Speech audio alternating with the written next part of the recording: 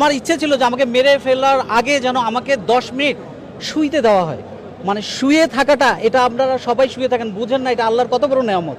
এই শুয়ে থাকা যে কত বড় নেয়ামত আমি ওখানে বুঝেছি। আমি মানে মনে মনে ভাবতাম যে আমাকে মেরে ফেললো যেন আমাকে একটু শুইতে দেয়। এবং আমি একজনকে কানে কানে ওখানে বলেছিলাম যে ভাই আমাকে একটু এই কোমরটা সোজা করতে দেওয়া হবে, একটু আমি শুইতে পারবো।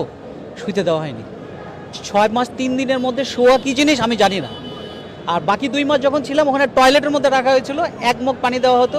এখন এটা দিয়ে আপনি খান বা অজু করেন বা টয়লেট সেরেন, যা করেন করেন। আমি 46 দিন পর আমাকে একবার গোসল করতে দেওয়া হয়েছিল। আমার শার্টের উপর থেকে ময়লা আসতো, আর বাথরুম একবার। চোখ বাঁধা। আর সার্বক্ষণিকই ওখানে যারা আছেন আরও তো ঘুম হয়েছেন, সবাই জানে চোখ 1 সেকেন্ডের জন্য খুললে না এবং হাত পিছনে বাঁধা। আপনি কোথায় ছিলেন ওই সময়, র্যাবের হেডকোয়ার্টারে নাকি? আমাকে ওখানে বলা হয়েছিল যে, আমি জিজ্ঞাসা করি ভাই এটা কোথায়, আমাকে একটু বলেন। 2-1 জন তো ছিল যাদের মধ্যে তো মনুষ্যত্ববোধ ছিল, তারা বলেছিল যে এটা র্যাব 1।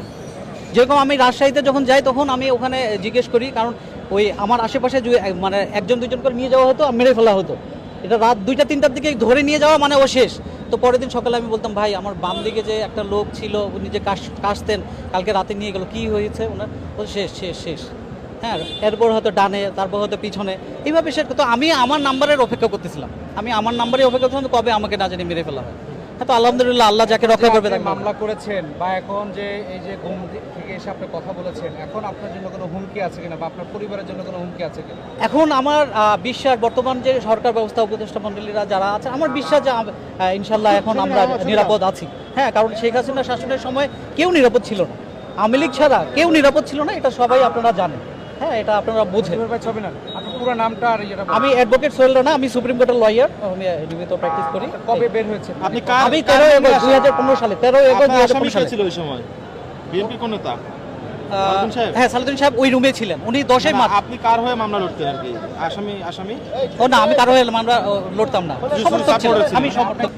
আমি জানতাম যে আমাকে মেরে ফেলা হবে এবং তারা মেরে ফেলার জন্য আমাকে ওখান থেকে সরিয়ে নিয়েছিল।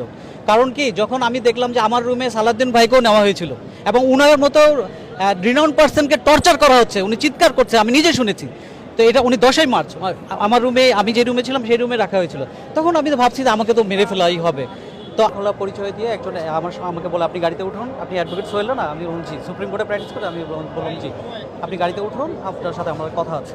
গাড়িতে উঠলাম, গাড়িতে ওঠার সাথে সাথেই আমাকে টর্চার, সাথে সাথেই আমাকে ইলেকট্রিক শর্ট দেওয়া হয়, হাই ভলিউমে মিউজিক রাখা হয় এবং ব্যাপক নির্যাতন করা হয়। এরপর ওখান থেকে তারপর আমাকে একটা জায়গায় নিয়ে যাওয়া হয় যেটা আন্ডারগ্রাউন্ড, গাড়ির নিচে, বুঝতে পারছিলাম সেটা এটা আন্ডারগ্রাউন্ড, গাড়ির নিচে নামছিল। তারপর সেখানে রাখা হয়, সেখানে রেখে চেয়ারে বসা হয় এবং চেয়ারে বসে ওখানে নন স্টপ ইলেকট্রিক শক দেওয়া হয় আমাকে এবং ঝুলিয়ে অনেকক্ষণ প্রহার করা হয় এবং আমার কোমরের নিচ থেকে এগুলো অবশ হয়েছিল। আমি 3-4 দিন মানে সেন্সেশন ছিল না আমার হাতে পায়ে। এরপর আমাকে ওখানে রাখা হয়, ওখানে একবার বাথরুমে যাওয়ার জন্য বলা হতো, একবারই নিত তারা। হ্যাঁ, আর সারাদিনে বাথরুমে নিয়ে যেতে দিত না। আর এই নির্মম নির্যাতন টানা কয়েকদিন চলে আমার উপরে। এরপর ওখানে 4 মাস 3 দিন আমি ছিলাম র্যাব 1-এ, আর 2 মাস পরবর্তী অন্য জায়গায় শিফট করে তারা, সেটাও তাদের বক্তব্য অনুযায়ী যে সেটা র্যাব 1 ছিল। ওখানে আমি আসলে জানি না যে পরবর্তী আয়না করে রেখেছে নাকি র্যাব 1-এ, সেটা জানি না। বাট ওরা 2-1 জনের সঙ্গে আমার এমনি কথা হতো, তারা কানে কানে বলতো আমার কথায় বাড়ি, আমি কি করি না করি। তখন আমি বলতাম যে ভাই এটা কোথায় নিয়ে এসছে আমি তো জানি না, আমাকে কি ছেড়ে দিবে, আমাকে কি মেরে ফেলবে? তখন বলতো যে না, এটা র্যাব 1-এ, আর আমরা জানি না ছাড়বে কি ছাড়বে না, ইয়ে করবে কি করবে না, আমি জানি না। আমার 2 বাচ্চা ছিল তখন, একটা ছেলে একটা মেয়ে। আমার মেয়েটার বয়স 3 বছর ছিল, আমার ছেলেটার বয়স 7 বছর ছিল। তো আমার মেয়েটা আমার ওয়াইফের সাথে কাঁদতো, ওয়াইফের সাথে নামাজ যখন পড়তো, আর সেও বলতো আল্লাহ আমার বাবাকে ফিরিয়ে দাও, আল্লাহ আমার বাবাকে ফিরিয়ে দাও। আপনি কাদের বিরুদ্ধে মামলা করেছেন আর আদালত আদেশ কি দিয়েছে? আমি সাবেক প্রধানমন্ত্রী শেখ হাসিনা, হ্যাঁ, হুকুমের আসামি হিসেবে ওনাকে আমি আসামি করেছি। তারপর আসামি করেছি স্বরাষ্ট্র মন্ত্রীকে। ধন্যবাদ। আসলে